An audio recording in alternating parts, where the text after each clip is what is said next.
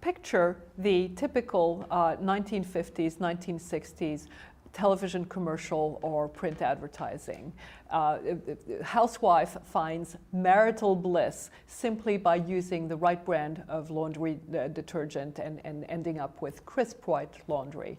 Well, I show this to my students and they say, why is it that things have changed so much? Why is it that this kind of ad would not work in today's environment? Well, very simple. A lot of research, both in anthropology and evolutionary psychology, seems to indicate that some very specific mechanisms that allow human being to detect manipulation, to detect deception, have evolved throughout the history of humankind, and allow us to literally detect some of these events. And these mechanisms are becoming more and more sophisticated. So for every clever marketing strategy dreamt out by the young madmen of the times, we as consumers develop an antidote, if you will. You believe the internet has changed that quite radically, don't you? Yes, the internet is changing this radically. The internet obviously is creating a huge amount of information flow, a huge amount of transparency. And so deception and manipulation becomes obviously something that is no longer necessary or no longer possible.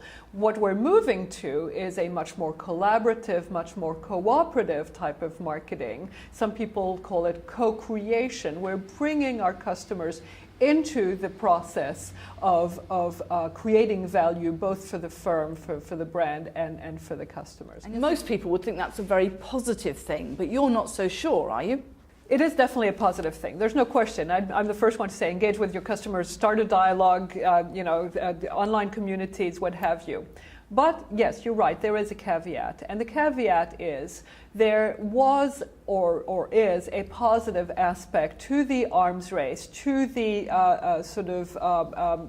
more confrontational way of looking at marketing, which is what I call the defiant customers, the ones who don't necessarily want to fall into the fold, who are more reluctant.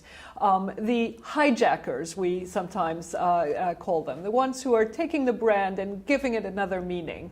The so-called chavs who took the Burberry check and started wearing them on their baseball caps and on their nails. The rap artists who took Cristal champagne, of all things, and started mixing it in cocktails and so on.